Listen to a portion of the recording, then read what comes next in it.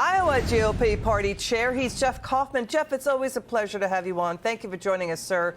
So what do you make of, what do you think of what are you expecting for turnout tonight, given the dangerous Arctic cold well below zero? What are you expecting? We have been tracking this with our staff that's scattered throughout the entire state all day. Since we don't have fallen snow, since we don't have the whiteout conditions, there's been a full now almost 48 hours for them to work on the roads. I really think the Arctic temperatures are the least of what I was concerned with. I still think we're going to have a very robust turnout. Iowans are used to this. This is nothing new. Our folks are ready for lines that will form inside the buildings. I think we're going to have a very, very healthy turnout. Okay, Jeff, so former President Trump, he did win Iowa in 2016 against Hillary Clinton. He won Iowa again in 2020 against Biden. Let's listen to what GOP voters in your state have to say. Watch this.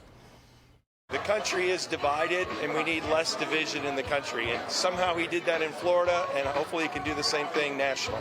With Iowans, it's kind of a foregone conclusion that Trump is going to win the caucus. What I'm interested to see is how does Nikki Haley and Ron DeSantis come in? Do they make it close? Does that make a difference, how it goes on further? The big thing that I like about Haley is she's come out strongly in support of supporting the Ukraine conflict, supporting Ukraine there. I know Ron DeSantis did a good job in Florida. Ukraine's probably the biggest issue between the two of them. The border is so important. It affects so much of the businesses, and it's squeezing a lot of, I think, lower income people out of jobs. We got to clean up that mess. I think among the Republican base, Nikki Haley does stand out for a lot of young people because of her stances, what she said in the past about abortion. I'm one of those sort of undecided ones right now. Nikki Haley. I like her policies. Donald Trump. I just like what he did, and after 2016, I like the way the country was run. I just have to decide who's the most viable candidate to beat Trump. No, I vote for a candidate, not a crowd. Vote for a candidate, not a crowd. What do you think of what you just heard from the voters in your state, sir? Well, we've had a solidification, it seems as if, with the polls. Now, obviously, polling is a little bit more tricky in a caucus state than it might be for a general election. But for every comment I can hear about one candidate, I hear a dozen more across the board. I really think this turns out to be an organizational battle as much as a popularity contest.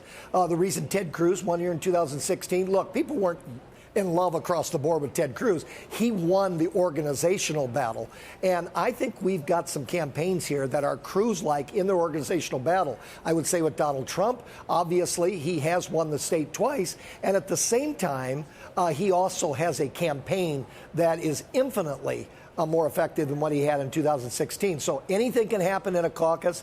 I believe that turnout is going to be there tonight. And ultimately, first in the nation, Iowa, we're going to respond in just the right way. You know what? It's interesting, Jeff. Your state is showing that it's really about policies. You didn't have a lot of protests. I mean, we did see the Trump campaign, the former president getting hit with environmental activists at the former president's rally in Indianola, Iowa. We're going to show that footage there. They've been protesting DeSantis and Ramaswamy as well. But really, it's about policies. Final word on that. Absolutely. Our voters have been first in the nation since 1976.